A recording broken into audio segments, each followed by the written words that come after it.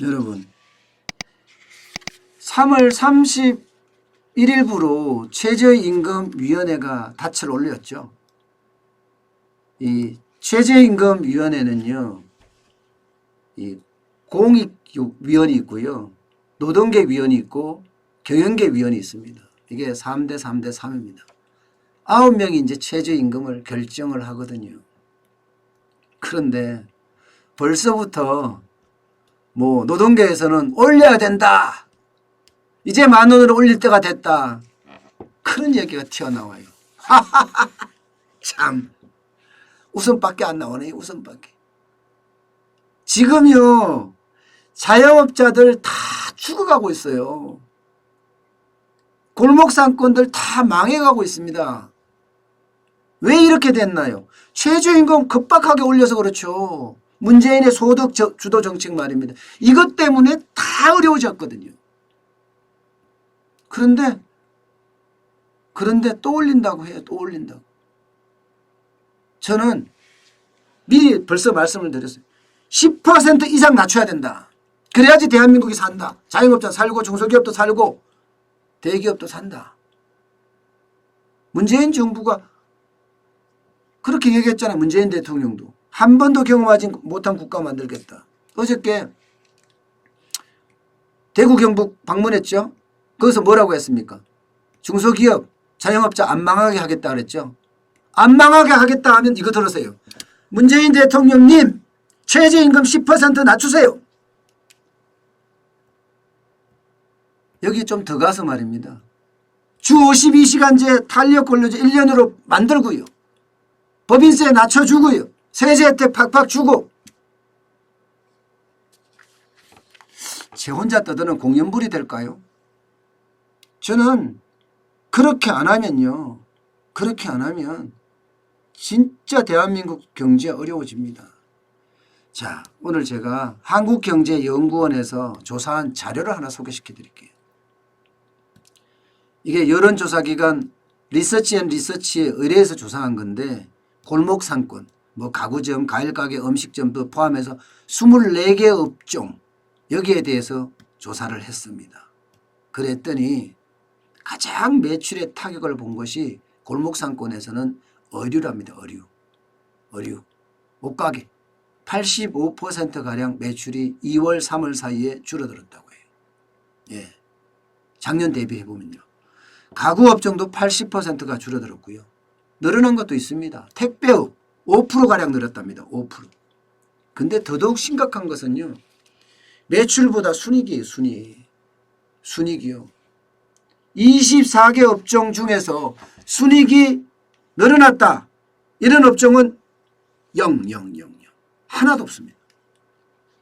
유통업은 95% 감소했고요. 의류업은 85%, 가구업은 80%, 검은빵, 부동산, 떡집, 대리운전 65% 감소했습니다. 65%.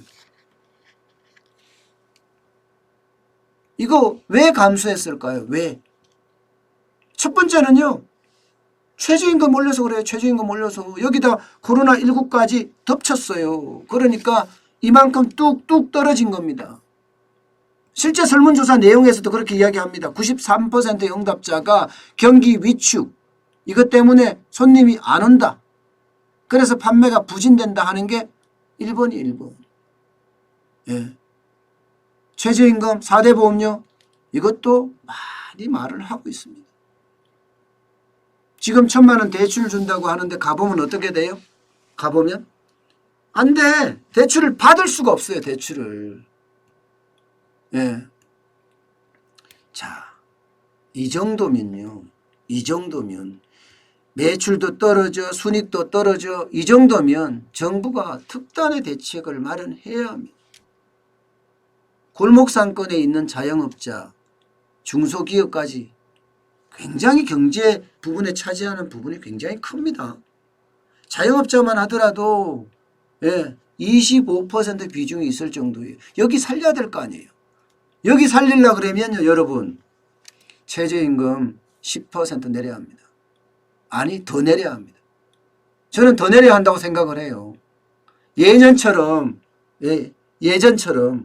한 4, 5% 올리는 식으로 그러면 3년이 지났잖아요. 3년이 지났으면 최저임금이 진짜 제대로 오른다 했을 때 한 15%, 16% 그렇게 오르는 게 저는 적당하다고 보거든요. 그래야지 물가 상승률하고 같이 맞춰서 이렇게 올라갈 수 있다. 그렇게 생각이 들거든요. 그러면 지금 30.2%가 30%를 넘게 올렸습니다. 3년 동안. 그럼 원래 10% 이상이라는 게 그래서 10% 이상이란 말이 나오는 거예요. 10% 이상 다운시켜야 돼요. 가능하면 한 15% 다운돼도 됐고 그건 뭐 거의 불가능한 하잖아요. 그렇지만 문재인 대통령이 말한 것처럼 한 번도 경험하지 못한 국가 최저임금에서 만들어 달라고요. 우리 코로나19 사태로 지금 경제가 실패하면서 만들어준 것처럼 최저임금에서도 한번 만들어주고요. 정책을 대전환시키는 곳에서도 한번 만들어줘야 합니다. 그래야지 우리 국민이 삽니다. 여러분. 우리 국민이. 지금 이대로 돈만 풀어서 경기를 회복시키려고 하는 것은 자가당착이에요. 모르는 거예요 지금. 만약에 돈 풀어서 이렇게 인기영합주의를 그냥 뿌려서 만들겠다. 경기를 진작시키겠다. 천만의 말씀입니다. 천만의 말씀. 분명한 것은요. 정부의 신뢰 회복이에요.